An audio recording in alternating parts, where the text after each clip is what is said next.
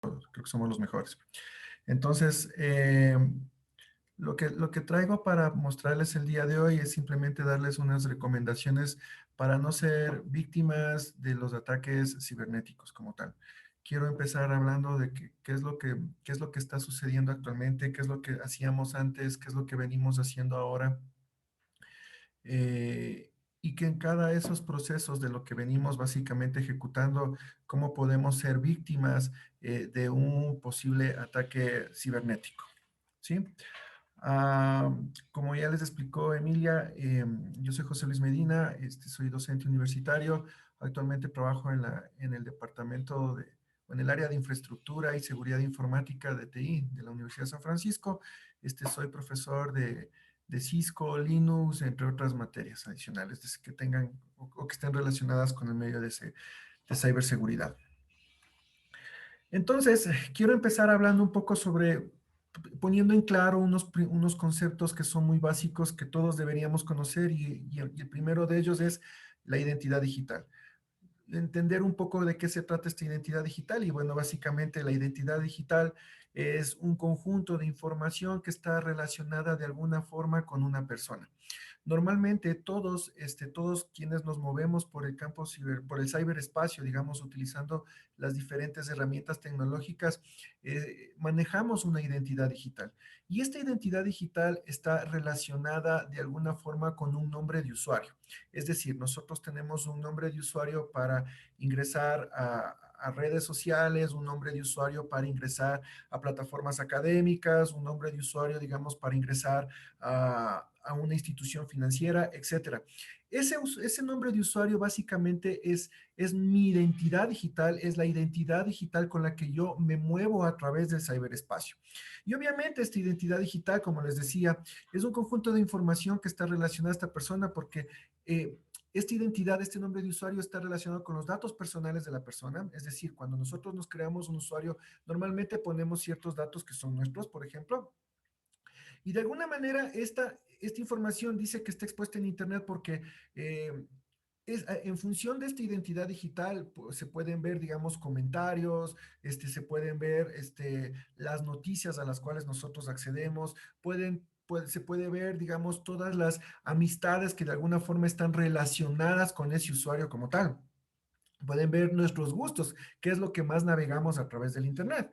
¿Sí? Y el alcance de esta identidad digital, como les mencionaba, está enfocada básicamente a lo que son los negocios, las transacciones. Muchos de nosotros quizás hemos vendido o hemos comprado algo de forma digital, ¿sí? A través de los portales, que hoy en día es muy común hacerlo esto. También en el ámbito de la educación, nosotros tenemos actualmente un usuario para ingresar a las plataformas de educación, tomar las clases desde ahí como tal. En el ámbito de las finanzas, en el ámbito de las finanzas y de la misma manera, probablemente muchos estamos realizando transacciones bancarias, digamos, desde nuestros dispositivos móviles o de nuestras computadoras como tal, hacemos transferencias, etcétera. Entonces, fíjense, la identidad digital, nuevamente, es un conjunto de información relacionada a la persona, sí, pero que tiene demasiado alcance.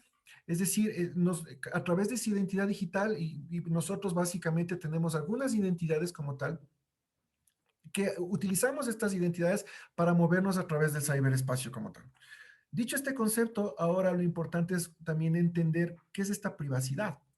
¿Verdad? Si ya sabemos de que la identidad digital está asociada a los datos de una persona, en cambio, hablar de privacidad, dice, es la manera en cómo controlamos el tamaño de información que nosotros exponemos en el ciberespacio como tal. En ese sentido, por ejemplo, hablar de privacidad es controlar, sí, qué es lo que yo puedo exponer de mi información personal hacia el mundo como tal. Y en este sentido también, qué de esa información que yo la he expuesto y ya deja de ser tan privada, ¿sí? Aquí un comentario que cuidar nuestra privacidad es como cuidar nuestra reputación en el Internet. Entonces, dicho y ya entendido, digamos, esta parte de lo que es la identidad digital y cómo se relaciona la privacidad, Quiero mencionarles que nosotros antes de pandemia ya veníamos utilizando una identidad digital, ¿verdad? Ya sabíamos controlar nuestra privacidad también. Nosotros ya manejábamos redes sociales, ¿sí? Ya manejábamos redes sociales, ya nos autenticábamos a los portales de la universidad, etcétera. Pero en pandemia, ¿qué es lo que pasó? En pandemia, básicamente, toda nuestra gestión, digamos, de tanto de recibir clases y nosotros trabajar en el contacto diario, nos hemos visto forzados a mover nuestras aulas de clase o nuestras oficinas de trabajo hacia nuestras casas. Es decir, hemos empezado a trabajar bajo lo que es una modalidad del teletrabajo, ¿verdad? Utilizando básicamente nuevamente una identidad digital. Trabajamos bastante en Zoom, trabajamos en Teams, trabajamos en Webex. Ah, Nos hemos autenticado a los diferentes portales. Si los segmentamos, eh, nos hemos autenticado lo que es al portal de MySite, digamos, de mi USFQ como tal. Hemos enviado tareas a través de los servicios de correo electrónico. Nos hemos mantenido en contacto con las diferentes personas, con compañeros, con profesores, con familiares, etcétera, a través de los chats, mensajería instantánea, digamos, como puede ser WhatsApp, como puede ser Telegram, quizás algunos utilizan Signal. Hemos escaneado documentos, hemos escaneado información personal nuestra, quizás hemos firmado algunos de esos documentos y hemos expuesto, digamos, de alguna forma también nuestra firma hacia el mundo como tal. Y sin embargo, hemos también seguido utilizando las redes sociales. Pero ¿qué es lo que ha pasado en pandemia? En pandemia, básicamente, como nos hemos manejado más, ya no de una forma presencial, sino más bien de una forma virtual, hemos sido víctimas de muchísimos ataques, entre ellos el fraude, entre ellos el phishing, entre ellos la extorsión como tal. Entonces, dentro de lo que ha sido la pandemia, hemos tenido muchísimos casos reportados. Por ejemplo, estos reportes acá del comercio, que los robos cibernéticos encienden las alertas en el Ecuador. Las amenazas han crecido extremadamente porque un tema, digamos, de este proceso de trabajar en el ciberespacio como tal, es de que nos hemos preocupado un poco por mantener esta identidad digital, pero no nos hemos preocupado, en cambio, por ser un poco más cuidadosos con nuestra privacidad y con lo que exponemos hacia las redes o hacia o lo que exponemos hacia las diferentes plataformas en las cuales nosotros nos movemos. Y es así que uno de los principales ataques que hemos tenido, digamos, durante la pandemia, básicamente en un ataque principal y dentro de sus modalidades, ha sido lo que es esta ingeniería social. ¿Sí? La, Básicamente todos hemos caído dentro de lo que es un proceso ya de ataque de lo que es la ingeniería social, que la ingeniería social no es nada más que una técnica de hacking, ¿verdad? Que es una de las más efectivas al momento para obtener información sensible. Dicho de una manera mucha más sencilla, un ataque de ingeniería social es básicamente atacar o hackear, digamos, las mentes de las personas. Y aquí básicamente lo que hace un atacante es aprovecharse de la sensibilidad de esa persona. ¿Y cómo lo hace? Utilizando las diferentes técnicas, ¿verdad? Utilizando diferentes técnicas que me van a permitir, digamos, que la víctima por sí sola me empiece a dar información, me empiece a dar información que esa es relevante, digamos, para el atacante como tal y que el atacante pueda utilizar esa información para beneficio propio o para beneficio de otras personas, etcétera. Un ejemplo claro de esto puede ser el que pueda utilizar un atacante una herramienta como para poder, digamos, convencer hacia la víctima a que pueda acceder a un sitio en particular, pueda descargarse algún tipo de programa para que ese programa se instale en su dispositivo móvil o se instale en una computadora y a través de ese programa poder acceder el atacante pueda acceder básicamente a esa información sensible que normalmente nosotros guardamos en nuestros teléfonos, guardamos en nuestros dispositivos como laptops, etcétera. O quizás otra modalidad de ataque pudiera ser el llamado phishing, que el llamado phishing no es nada más de que una técnica que sirve específicamente como para inducir a la víctima a que entregue por sí sola sus credenciales. ¿Sí? Y vamos a hablar un poquito un poquito más de esto en un par de diapositivas después. Entonces, lo que les decía básicamente entonces es, todos estos ataques que nosotros hemos tenido a nivel de pandemia tienen muchísimo que ver con esta ingeniería social. Y como les digo, han atacado a la sensibilidad de las personas no hemos sido desconfiadas, sino más bien confiadas. Y ahora, en cambio, al contrario, se ha generado un ambiente totalmente de desconfianza porque estos ataques como tal han crecido muchísimo.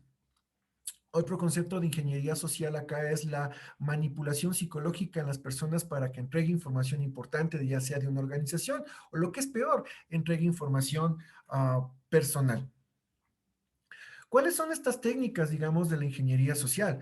La ingeniería social como tal tiene algunas técnicas que son sumamente importantes que nosotros deberíamos aprender a identificarlas y siempre detenernos antes de hacer cualquier tipo de acción en el Internet.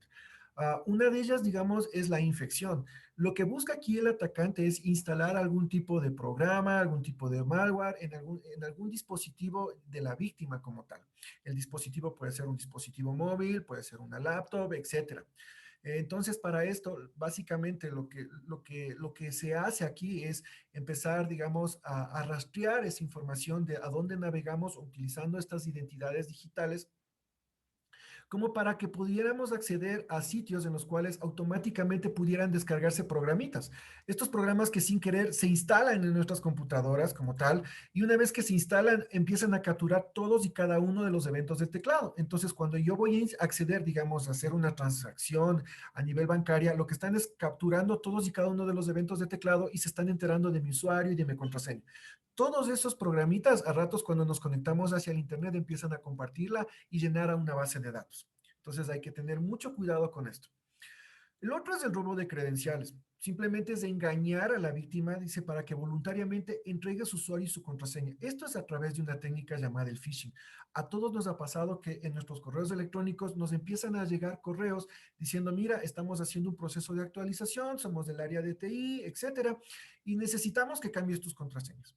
Entonces el usuario básicamente lo que hace es da clic en el portal como tal, para poder su usuario y su contraseña y resulta que no funcionó.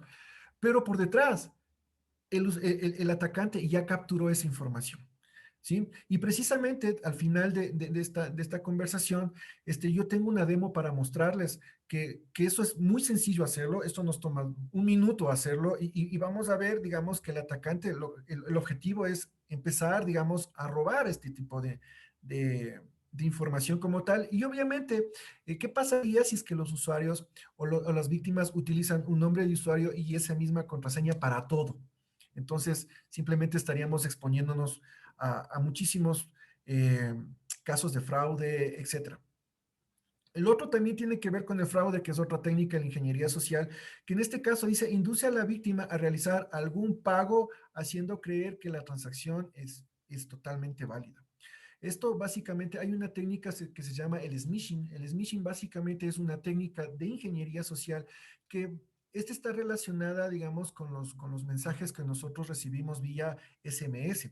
A todo el mundo quizás le llega un mensaje vía SMS donde dice, mira, tu tarjeta de crédito ha sido bloqueada.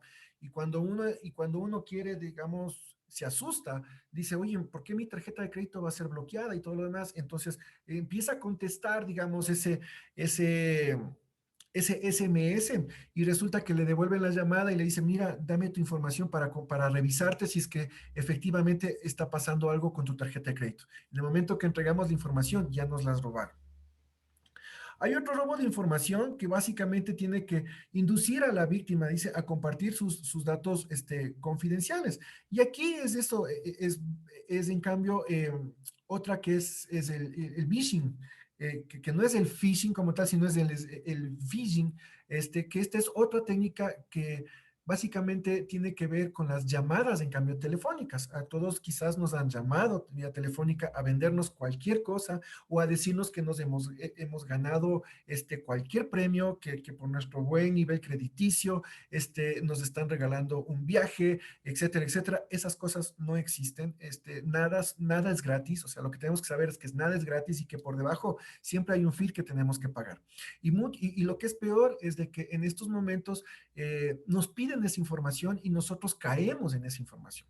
La recomendación es aquí no dar ningún tipo de información para nada. Si alguien quisiera comunicarse con nosotros, tendría que hacerlo a través de nuestra cuenta de correo electrónico, nosotros validar si ese correo es válido, etcétera, y yo aceptar o denegar lo que me estén ofreciendo. Pero si yo por vía teléfono estoy diciendo que sí, eh, estoy dispuesto a aceptar el premio que me están regalando y mis datos son Julano, Sultano, Mengano, ya sea cédula, nombres, etcétera. Entonces, todo ese tipo de cosas debemos tener muy en cuenta y que esto es lo que básicamente ha pasado y está sucediendo hasta el día de hoy en pandemia.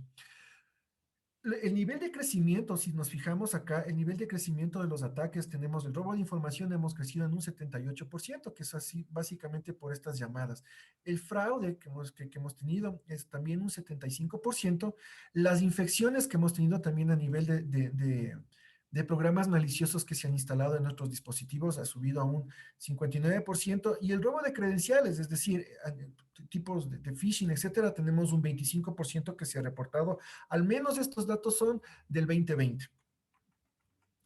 ¿Cuáles son estas consecuencias? Pues bueno, simplemente seguimos siendo víctimas de lo que ha sido es la suplantación de identidad como tal. Hemos caído en temas del phishing y bueno, quizás hemos caído en un spear phishing. La diferencia entre un phishing y un spear phishing es que el phishing se lanza a todas las personas.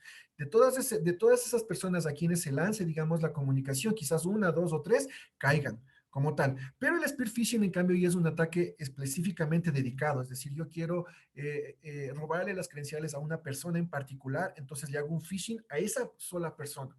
El smishing, lo que les decía, que estos son tipos de ataques a través de los SMS, cuando nosotros recibimos información falsa a través de los SMS en nuestros dispositivos. Por otro lado, tenemos el farming también, que es en cambio es una redirección, que es parte de un phishing, pero por debajo se está haciendo redirecciones a sitios web totalmente falsos. Eso es lo que hemos pasado y lo que estamos pasando aún eh, en pandemia. ¿Cuáles son los consejos entonces?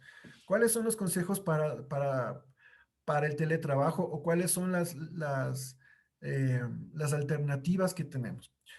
Aun cuando todavía nos mantenemos, digamos, en este modelo de virtualidad, los consejos para mantener el teletrabajo serían mantener una seguridad a nivel del computador personal, es decir, necesitamos que nuestro computador se mantenga actualizado, digamos, el sistema operativo, lo mantengamos actualizado a la versión de antivirus que tenemos, tengamos muchísimo cuidado con instalar software que no necesitamos, que probablemente lo encontramos en el internet cuando navegamos a ciertos sitios y nos empiezan a aparecer las cajitas como para bajar ese tipo de software, instalar este software en mis computadoras. Eso lo que le va a hacer es empezar, digamos, a hacer más lenta la computadora como tal. Y segundo, lo que pudiera hacer es que quizás uno de esos programas sea un maligno y empiece a capturar todos los eventos de teclado.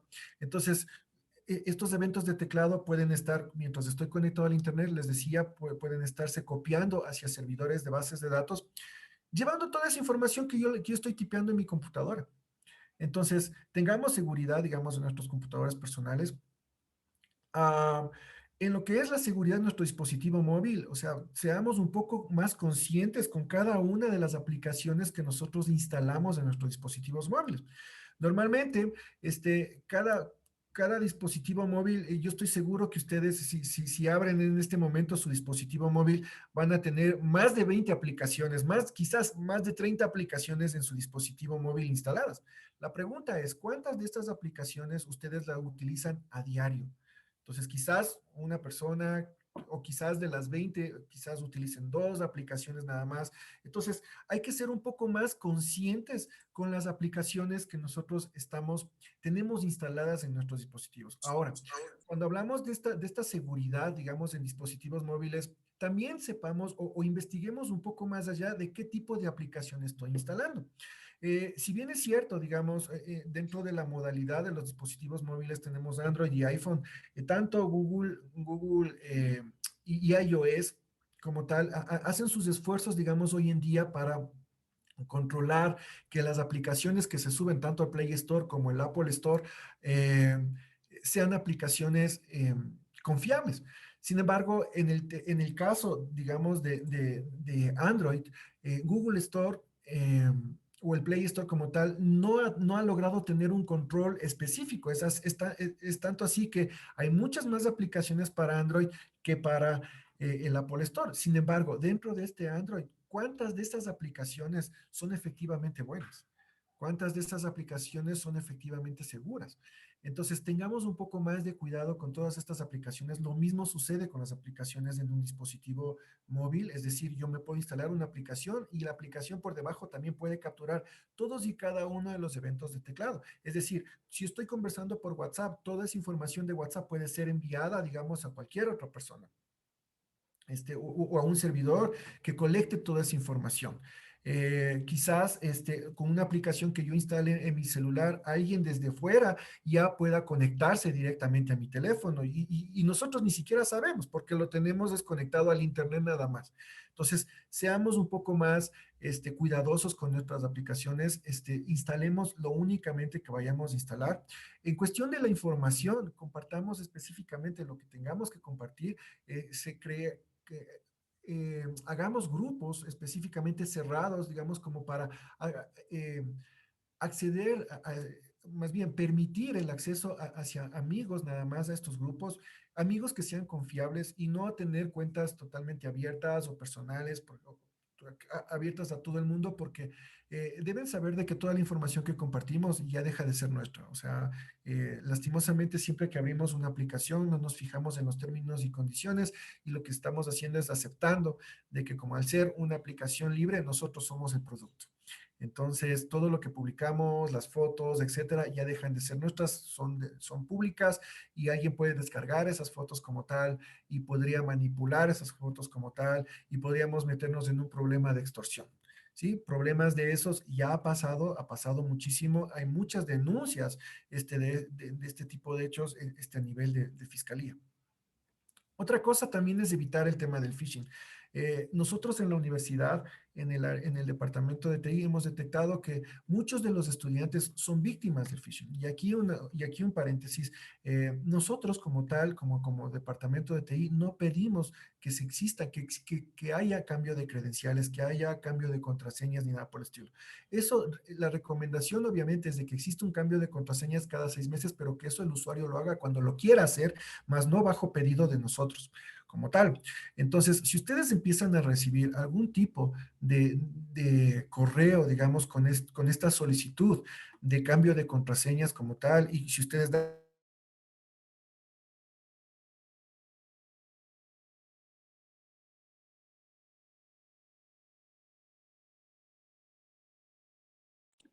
Estás en mute, José. O se te fue el audio, creo, José, porque no estás muteado. No se te escucha. No te escuchamos, José. Creo que se fue el audio. Nada. No te escuchamos nada. ¿qué hice? Ahí Ya, está, ahí estás, ahí estás. ya me hackearon. Ya te hackearon el audio. Ajá. Entonces, bueno, les decía esto, ¿no? Que, que nosotros normalmente en el área de TI no pedimos este cambio de contraseñas. Sin embargo, como consejo es de que un usuario podría cambiar su contraseña, pero lo puede hacer libremente cuando él lo quiera hacer, no bajo un pedido exacto del departamento de TI. Y la otra es, o sea, de que si caemos en un phishing y le damos clic a un portal como tal, asegurémonos de que el sitio al que estamos ingresando sea específicamente el de la universidad. En la demo que voy a hacer ahora, simplemente voy a mostrar de que es tan sencillo clonar una página, pero que nosotros a veces por rapidez no nos fijamos en el sitio en el que nos estamos conectando y simplemente por debajo existen estas capturas de credenciales y con esto ya nos robaron. Y ya fuimos víctima de estos ataques. Y si nos han hecho un seguimiento como tal, se pueden enterar de que quizás esa contraseña es la única que utilizamos en todo lado y podríamos meternos en un grave problema como tal. Entonces, la otra es verifiquemos que los sitios sean seguros, que los sitios tengan su candadito de seguridad por un lado, por una parte, y por otra parte también chequeemos de que el dominio ¿sí? El nombre del sitio a que me estoy conectando sea específicamente del sitio a donde quiero conectar. Mi recomendación en los dispositivos móviles es de que si ustedes tienen logueadas sus cuentas, digamos, de Facebook, tienen logueadas sus cuentas de, de Instagram, sus cuentas de cualquier red social que tengan, cada vez que ya vayan, digamos, cada vez que ustedes vayan o ya dejen de utilizar esas cuentas, se deslogueen. Desloguense porque básicamente incluso pudiéramos ser víctimas de un robo físico, por decirlo así. Nos podrían robar nuestro teléfono, es facilísimo romper una clave de un teléfono y podrían ya acceder a nuestras cuentas como tal, si es que estamos logueados. Entonces, para esto también sería importante activar un doble factor de autenticación.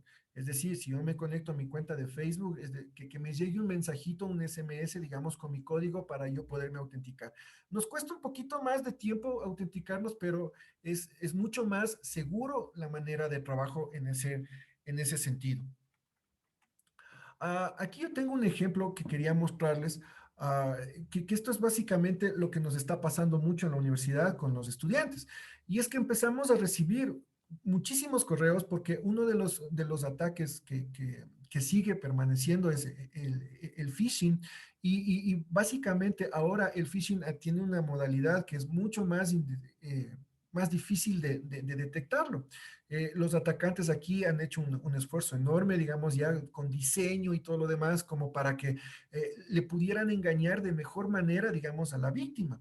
Entonces, este es un ejemplo, digamos, que pasó con un banco, digamos, importante de la ciudad. Entonces, donde les dice, fíjese, querido usuario, usted ha alcanzado al límite, etcétera, etcétera, de su correo. Y entonces, dé clic aquí para cambiar para solicitar más espacio, digamos, de almacenamiento en la nube. Entonces ustedes dan clic y les mandan un portal como este tan sencillo y cuando eso sucede, básicamente les dice ingresa su nombre completo, ingresa tu dirección de correo electrónico, pon tu contraseña y confirma la contraseña. Entonces ustedes lo que están haciendo es ingresando ingresando todos sus datos, ustedes de manera voluntaria están regalando sus datos o exponiendo, digamos, sus datos totalmente confidenciales hacia los atacantes. Entonces, esta es otra modalidad, fíjense, esta me llegó a mí, esta me llegó a mí, fíjense, aquí lo que tenemos que, un poco para detectar cómo es este phishing como tal, yo les recomiendo es primerito, fijémonos de dónde viene ese correo. Entonces, fíjense, me dicen que, me dicen que es de la cuenta de Microsoft o lo demás, pero si nos fijamos un poco acá, dice, el front de este correo tiene que ser, dice billigehospital.cat. Ese dominio quizás no tiene absolutamente nada que ver con Microsoft, como tal.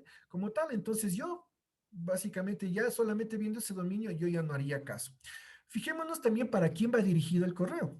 Entonces dice, dirigido para info@microsoft.org. Entonces hay que entender que Microsoft.org no existe, hay Microsoft.com, ¿sí? Pero aún así, mi cuenta personal es @usfq, no tiene nada que ver con Microsoft, con lo cual simplemente me llegó. La técnica del phishing fue bastante buena como para que nuestros sistemas, digamos, de autodetección de phishing no los pudieran detener, pero pasó. Entonces, yo ya veo, digo, si este correo no va dirigido para mí, ni siquiera va dirigido para mi dominio, entonces yo ya tendría que empezar a sospechar. Mira la escritura del correo. Hay muchos correos, digamos, que hay muchos ataques más bien que vienen preparados que son de atacantes del exterior. Entonces, a ratos ellos tienen un problema, digamos, en tipear bien el correo como tal, eh, porque básicamente lo tipean en inglés y lo que hacen es traducirlo al español y lo ponen en el correo y eso mandan. Entonces, fijémonos en los modismos, en los modismos. A ratos un correo mal traducido al español quizás también sea un indicio como para nosotros darnos cuenta de que esto no vale, de que esto es un phishing y que no debería yo caer en esto. Si el correo tiene un enlace, fíjate en la dirección de a dónde apunta. Entonces aquí dice para optar no participar o cambiar los lugares como tal. Fíjese aquí me apunta, dice haz clic aquí y me apunta un enlace y ese enlace no tiene absolutamente nada que ver con mi cuenta institucional o con los dominios de la USFQ como tal. Entonces, este es el llamado de atención que yo quería darles o exponer estos datos más bien sobre la mesa como para que todos tengamos ese cuidado. Y lo propio también cuando nosotros hablemos de seguridad en las aplicaciones, fijémonos que las direcciones a las cuales nos conectamos como tal, sean aplicaciones y sean direcciones netamente seguras. Mucha gente, vamos a ver una demo aquí, que yo puedo ocultar la dirección y que normalmente cuando existen estos ataques de phishing, las direcciones son ocultas y uno pica solamente en una dirección oculta como tal y esta me manda a una página web que está clonada. Una de los ataques más frecuentes en este tipo de ingeniería social son las clonaciones de páginas. Vamos a clonar páginas. Entonces, una clonación de página me toma un minuto. Yo cojo, clono una página y mando esto, digamos, vía un phishing como tal. Entonces, el usuario lo que va a dar clic, no se va a fijar en la página y lo que va a hacer es tratar de ingresar. Con eso, yo simplemente ya me robo las credenciales y podría yo utilizar esto para beneficio propio, como tal. Entonces, quiero mostrarles la demo un poquito cómo trabajan los atacantes. ¿Qué es lo que vamos a hacer en esta demo? En esta demo yo voy a fingir de ser un atacante. Tengo una máquina virtual para eso. Voy a conectarme a esta máquina virtual, en donde a través de esa máquina yo voy a empezar, digamos, a clonar un sitio. Voy a clonar un sitio y después de la clonación de ese sitio, eh, lo voy a exponer al sitio para que una persona quiera ingresar. Entonces, lo vamos a hacer. Permítanme, aquí está mi maquinita, por ejemplo. Esta es mi maquinita. Lo que voy a hacer es conectarme a una VPN para yo ponerme al público, ¿sí? Ponerme al público como tal. Voy a empezar clonando la página de mi USFQ, ¿sí?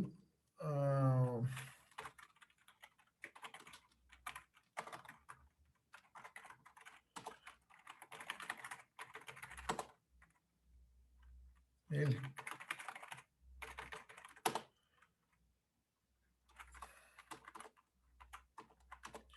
Entonces, voy a poner una dirección que sería pública para mí,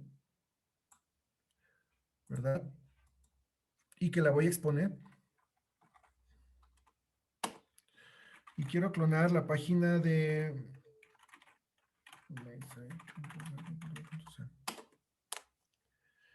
Listo, la página está clonada. Yo voy a intentar conectarme, digamos, esta sería el URL al que yo digamos, enviar. Solamente déjenme, por favor, abrir un enlace acá.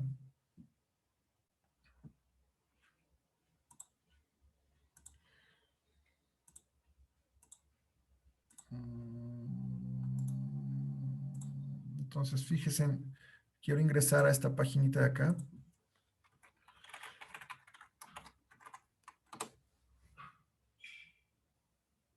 Y ahí está clonada la página de MuSFQ.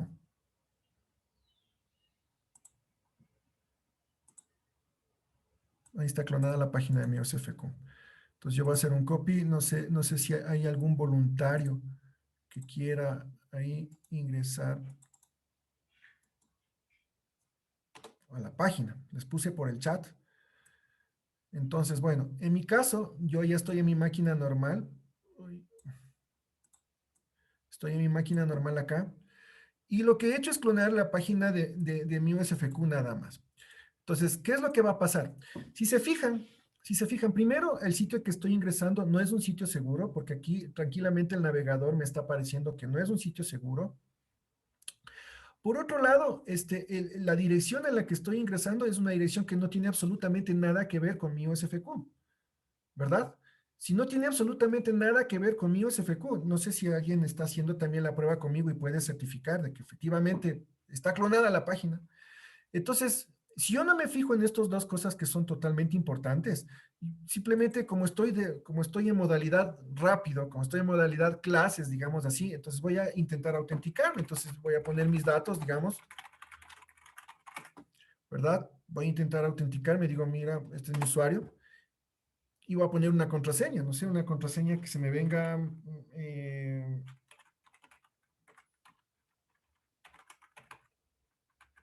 ya, voy a poner esa contraseña. Y fíjese en lo que le pasa a la víctima. Ahorita estoy en modalidad víctima, en modalidad víctima, ¿no? Entonces, voy a coger y voy a iniciar sesión. Entonces, la página se queja, me dice, oh, me dio un error, pero que, miren, fíjense en qué es lo que sucedió. La página me da el error, pero en cambio, como me da el error, ahorita sí se va a la página normal. Se va a la página normal, dicen, mira, estás tratando de ingresar a login.usfq.edu.c, me da el certificado, ¿sí? Me dice que es un certificado válido, que es el certificado es de la USFQ como tal. Entonces, yo digo, como víctima, digo, chuta, qué raro, ¿no? ¿Será que puse mal mi contraseña? Entonces, vuelvo nuevamente a ingresar mis datos y ya me voy a autenticar al sitio real. Sin embargo, quiero mostrarles que por debajo ya se capturaron mis datos. Entonces, si se fijan acá, veo que una persona ya ha hecho una prueba. Entonces, aquí está mi usuario, por ejemplo, que yo ingresé. Y por otro lado, aquí está la contraseña que capturé. ¿Se dan cuenta? Entonces ya capturé. Alguien de los asistentes hizo una prueba, dice usuario test example.com y con clave lambda 2021. Se dan cuenta que yo empiezo a capturar tráfico que ustedes ni siquiera se enteran. O sea, a ustedes les dio solamente un error y yo sigo capturando. Por último, acá he capturado de eguacho@usfq.edu.es y con la contraseña test 12345. ¿Se fijan? Es bastante sencillo hacer estas clonaciones de páginas. ¿Cuánto me demoré? No me he demorado absolutamente nada. Solamente un poco coger, tipear y listo. Simplemente coger y clonar la página. Y ustedes pueden decir, ah, mira, quizás tú ya preparaste este ejercicio específicamente con la página de la USFQ. La verdad es que no. Yo puedo hacer esto con cualquier tipo de páginas. Y quisiera mostrarles, hagamos otro ejercicio. Ah, voy a ejecutar lo mismo. Ah, pero esta vez hagámosla con voy a clonar nuevamente la paginita. Eh, digamos, voy a copiar este enlacecito de acá. Vamos a ver. Sí. Y hagámosle con Facebook. José, aquí nos pregunta Miguel, ¿esto en lugar de hacer con Porty.io se puede lanzar por Bitly? Sí, señor. Él sabe de lo que estamos hablando. ¿Ya? Le- Entonces, alguien que actualice la paginita que ingresó. Entonces, digamos, acá vamos a poner esto de aquí. Yo voy a poner, por ejemplo, HTTP. Yo, sorpresa. ¿Qué página está clonada? Está clonada en la página de Facebook. Si ustedes nuevamente vuelven a hacer esto, vuelven a hacer la página de Facebook, ah, simplemente se dan cuenta de que ya está clonada la página de Facebook y nuevamente, ¿cuáles son los problemas que yo tengo en esta página? El sitio no es seguro como tal. Yo no me fijo en esto de acá. Y es más, o sea, quizás ustedes dirán, chuta, pero ese nombre, entonces quizás puedo hacer tiny URL, por ejemplo, URL. Entonces yo, para hacerle más bonita todavía, para hacerle más bonita la página, podría coger y copiar esto de acá. Digamos, copiar esto acá y aquí mismo hacer un enlace pequeñito. Hacer el enlace pequeñito y digan, y fíjense, esta sería la página. Mucho más, digamos, creíble todavía. Entonces les voy a compartir esto, digamos, por el chat. ¿Ya? Y si ustedes pican, digamos, en el chat, quizás les va a botar a esta misma dirección. Vamos, yo le voy a copiar, digamos, en el chat, fíjense. ¿Se dan cuenta? Me voy al TinyURL, doy un enter.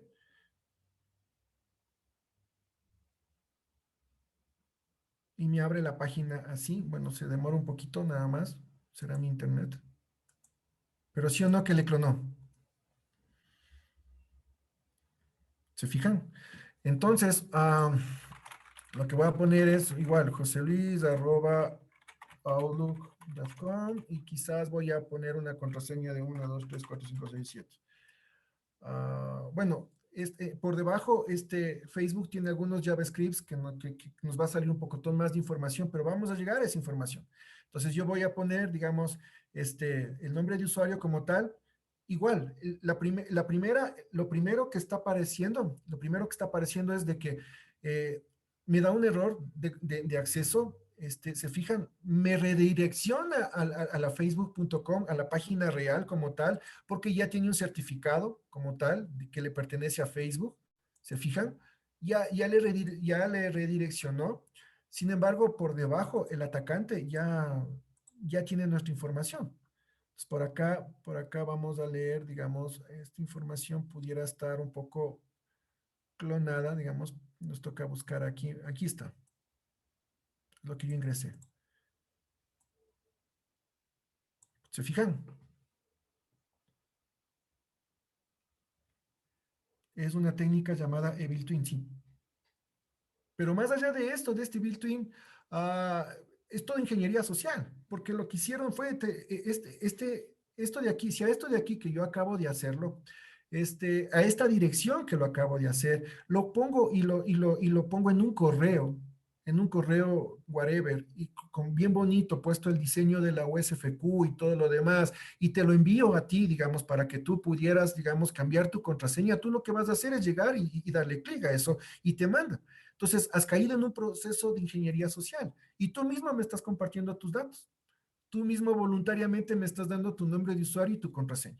Entonces, recomendación, acá lo que tenemos que ver es chequear, digamos, que el sitio sea verdaderamente el sitio al que corresponde. Digamos que si yo estoy ingresando a mi USFQ, tiene que estar el dominio de mi usfq.edu.c. Uh, Chequeemos de que el sitio a donde me estoy conectando tenga el certificado como tal, ¿verdad? Por otro lado, si volvemos al tema del phishing, no hagamos caso a los correos, digamos, que provienen de cualquier otro dominio que no sea de la USFQ. Recuerden, en el área de TI, nosotros no pedimos cambio de credenciales masivos. Cada usuario es libre de coger y cambiar sus credenciales cuando él crea hacerlo conveniente.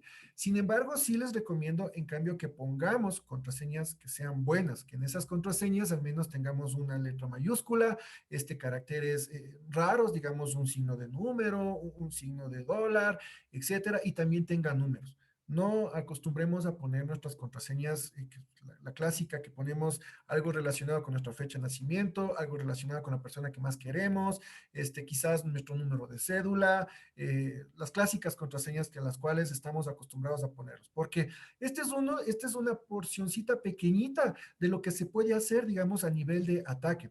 Hay otra modalidad que es igual el escaneo por fuerza bruta, es decir, yo puedo estar teniendo una base de datos e intentando averiguar la contraseña que ustedes están teniendo o que ustedes han puesto, etcétera. Entonces, este pequeñísimo ataque yo me demoré en ejecutarlo, que es unos 2 minutos. Puedo hacerlo en 2 minutos como tal y vean los resultados que tengo. Y lo mejor de todo es que ha sido un ataque en vivo, ustedes se han conectado y han podido validar de que efectivamente he podido obtener su información. Eso les quería mostrar, espero que les haya gustado, que, que les haya dejado básicamente con estas pastillitas, digamos, de seguridad, que es lo que me interesa, la verdad, que un poco tratemos de ser más seguros, digamos, con el tema de la seguridad, bueno, más seguros cuando estemos realizando eh, transacciones a nivel internet, cuando estemos utilizando los portales web, cuando nos estemos autenticando hacia algún sitio, digamos, de redes sociales, etcétera. Espero que les haya gustado. Espero que de aquí en adelante, si tienen alguna pregunta, no duden en comunicarse con nosotros. Para nosotros es siempre un placer poder atenderlos. Eh, y eso básicamente. Gracias, Gracias, José. gracias. Gracias, José. Tenemos ya algunas preguntas y unas cuestiones aquí en el chat. Entonces vamos a ver primero con la pregunta de Rafaela. Después seguimos con lo que está en el chat. Rafaela, no sé si tienes ya el acceso del micrófono. Sí, ya tengo. Okay. Bueno, muchas gracias. La verdad, yo creo que esta charla es muy importante. Y bueno, quería hacerte una consulta porque, ¿qué pasa? ¿Qué consejos nos das a las personas que ya somos como que víctimas de una extorsión? En mi caso, por ejemplo, hace poco recibí un correo en el que me decían que tienen la contraseña, me salía la contraseña y con extorsión, o sea, tengo que hacer una transferencia por Bitcoin y de esta manera todos mis datos y toda esta información no será como que declarada. Sin embargo, lo que hice fue primero mantener la calma, investigar un poco más y traté de cambiar esta contraseña. Y bueno, eso también es malo, ¿no? Tener esta misma contraseña en varias cosas. Entonces, lo que hice fue cambiar la contraseña. Sin embargo, esas personas ya consiguieron la información que tengo dentro de estas cuentas. ¿Cómo hago para evitar que esta información no se utilice y se influya y no se puedan entrar a más cosas mías? ¿Qué puedo hacer en ese caso? Bien, Rafaela, muy buena tu pregunta y muchísimas gracias por ello. A ver, muchísimas personas ya hemos sido víctimas, digamos, de un proceso, digamos, en donde hemos sido víctimas ya de un tipo de estos ataques. Lo que has hecho es bastante bueno. Primero, calmarte. Segundo, hay que ir un poco más allá. Yo partiría de una denuncia. Existe una unidad en la Fiscalía que es de delitos informáticos, en donde efectivamente un fiscal se hace cargo de tu caso, asigna un perito informático. Ese perito informático se va a comunicar contigo para analizar, digamos, el cómo fue un poco recrear cómo fue que te robaron la cuenta, etcétera, etcétera. Y quizás ahí pueden existir muchos caminos. La primera es de que tú quizás tengas un reporte de que, de que puedas bloquear todo, es decir, reabrirte nuevas cuentas y todo mandar a suspenderlo. Por un lado, quizás otro camino pudiera ser en el que pudieras mantener un contacto más cercano con estas personas que te están extorsionando como para que hacerles caer, es decir, ahora tú serías la que generas este modelo de ataque, digámoslo así, en compañía de estos peritos, como para que las personas que te están haciendo extorsión caigan y sean atrapadas, ¿verdad? Son muchos los caminos que pueden existir, pero todo parte de una denuncia. Aquí nada se corrige ni nada se soluciona así solamente, digamos, vía, vía ataque como tal o vía, digamos, mensajes de va y viene, de va y viene, digamos, sino más bien todo tiene que partir por una denuncia, o sea, tienes que denunciar, porque hay muchísima gente que ha caído en tema de extorsión e incluso hay una categoría dentro de esta que se llama la sextorsión. Hay gente, digamos, que ha mantenido, digamos, relaciones íntimas con sus parejas y todo lo demás y se han filmado, digamos.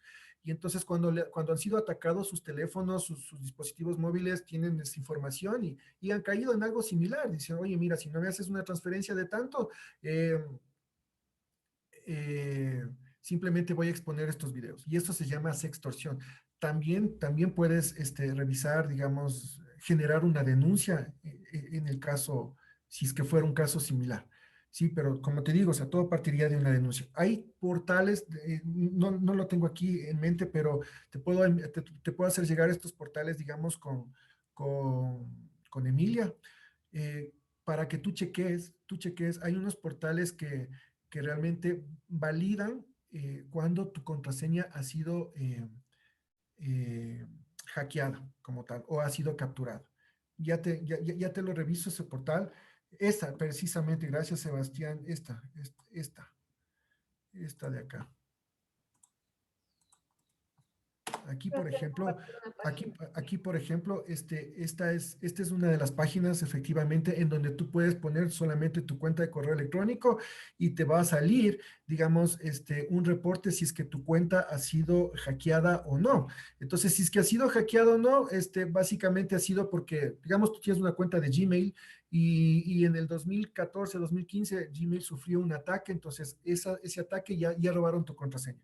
Entonces, ese reporte ya lo tiene esta página, por decirlo así. Entonces, lo que va a suceder es de que si es que te dice que ha sido hackeada como tal, tendrías que cambiarlo. O sea, es como que un primer aviso de cómo están tus cuentas, por ejemplo. ¿Me explico?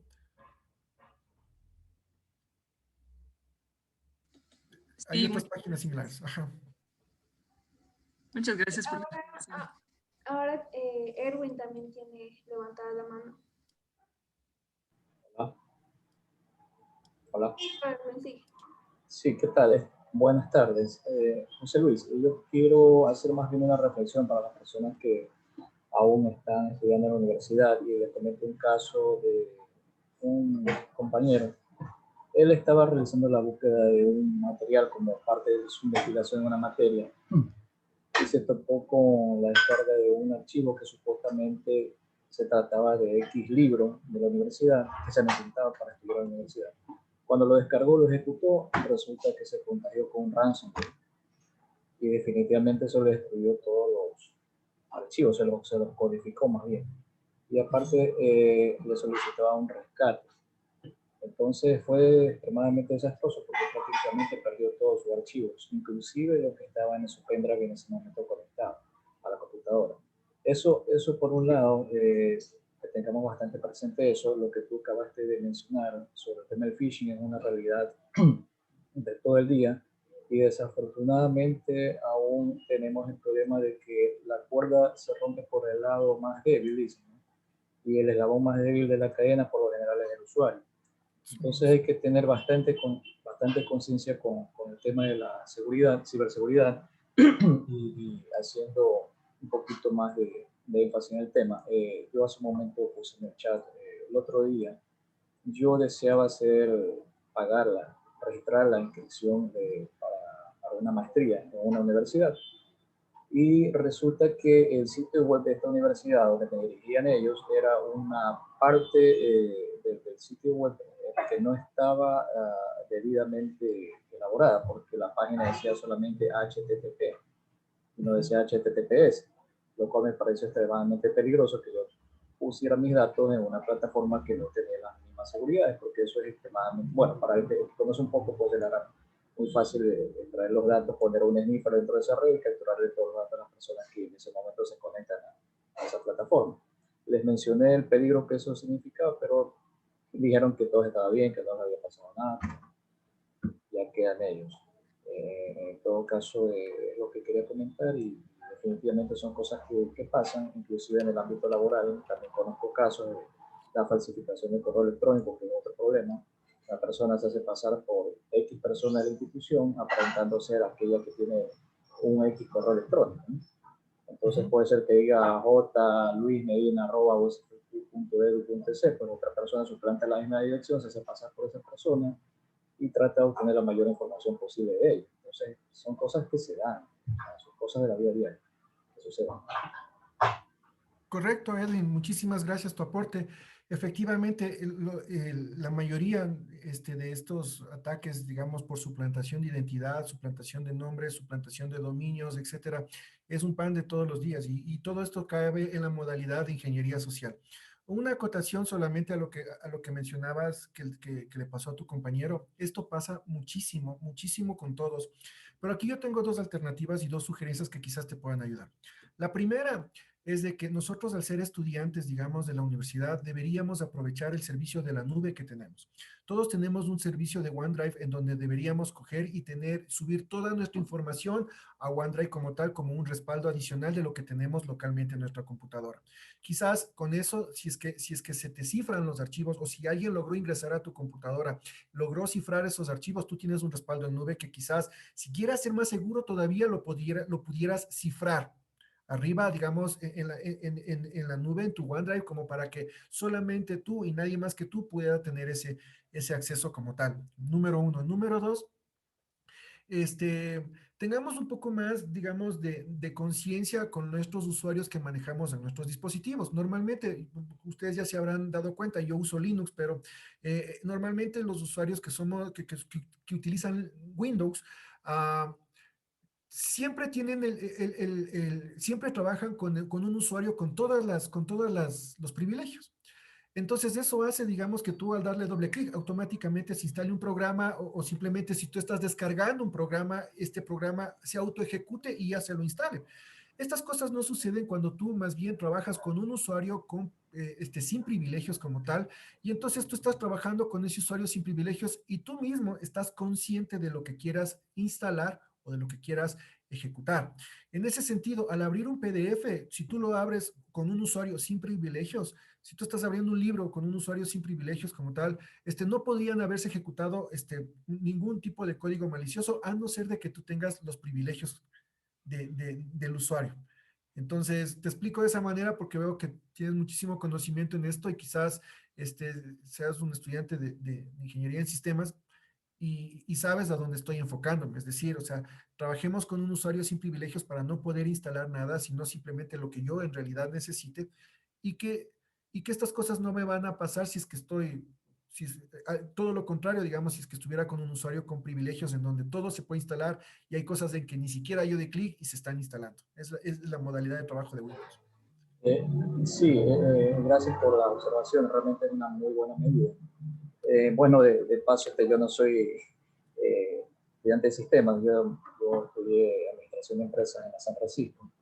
Ah, chévere, mejor. Sí, y la otra cosa que también sí quisiera que se tuviera bastante en cuenta es que a veces nos envían ciertos archivos que están camuflados dentro de aplicaciones que aparentan ser válidas en nuestros celulares.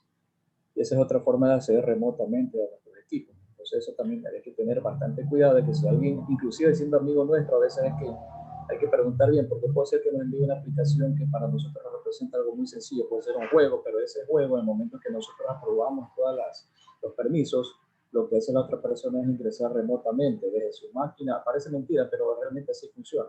Se ingresa remotamente y ve todos nuestros archivos, trae nuestras fotos, ve nuestra cámara en tiempo real, graba el audio de lo que nosotros en este momento estamos, quizás ni nos percatamos que estamos conversando y transfiriendo ese tipo de mensajes, Es correcto. y etcétera, etcétera. Entonces eso también hay que tener bastante cuidado. Es correcto. Muchísimas gracias tu aporte, sí, muy correcto. Eso pasa muchísimo en los celulares, incluso quería preparar una demo así, en realidad, pero es muy peligroso, la verdad, porque es muy sencillo hacerlo, no te toma mucho tiempo y efectivamente, sí, estas aplicaciones eh, se instalan en los teléfonos y uno sin darse cuenta, ya alguien ya logró entrar. Sí, y eso pasa mucho. Tenemos solo una pregunta más en el chat, que es de Miguel, y nos dice, ¿todavía se puede hacer brute force o flux, verdad? Eso es lo que él dice. Blood Pors, ¿cómo? Brute force o flux, ¿verdad? Eso es lo que pone Miguel en el chat. No sé a qué se Ah, refiere. brute force. Sí, fuerza, claro. Son dos tipos, Miguel, muchas gracias la pregunta. Son dos tipos de ataques. Uno es de fuerza bruta cuando tratas de, de averiguar una contraseña. Y aquí quizás un ejemplo de un ataque de fuerza bruta con una recomendación. Normalmente cuando nosotros nos movemos, digamos, de un lugar a otro, digamos, ahora que estamos un poco relajados, digamos así, ya podemos encontrarnos con compañeros y ya a veces nos citamos a tomar un café, etcétera. Muchas de las veces nosotros pedimos las claves de las Wi-Fi o si no, simplemente nos conectamos a sitios abiertos.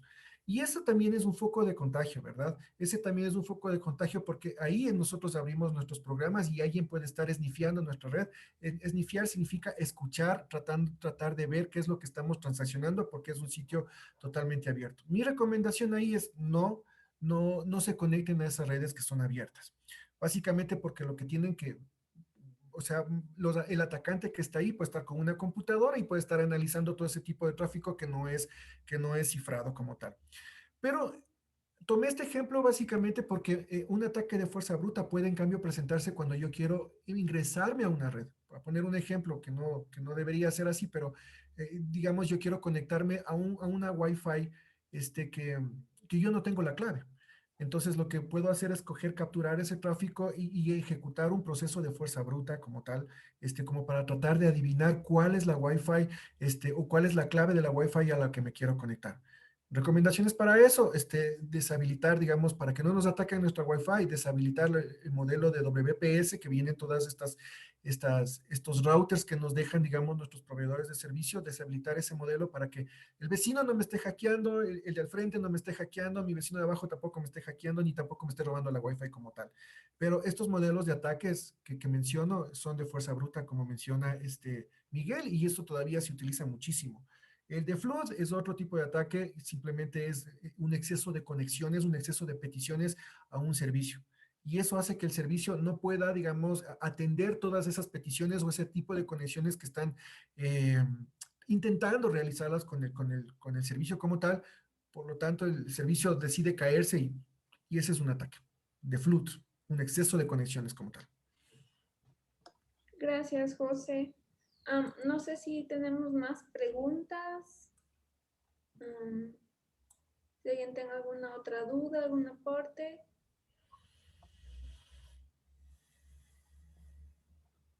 Bueno, creo que solo es importante recordarles que si es que ustedes reciben algún correo de este tipo que puedan detectar que es phishing, pueden reenviarlo directamente, inmediatamente lo reenvían para que sea bloqueado y notificado al correo de infraestructura, ¿verdad, José? Sí, porfa, sí, es que muchas gracias, Emi. Sí, cuando detecten ustedes, cuando quieran detectar o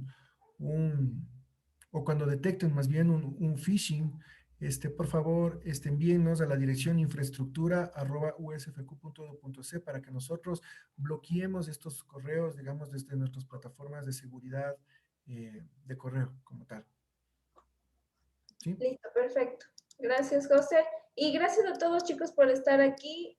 Vamos a enviar la grabación de esta charla para que la puedan compartir con sus compañeros o con su familia incluso. Entonces, que no tengan un problema con eso. Y gracias, José, por estar aquí en esta capacitación. Gracias a todos por asistir.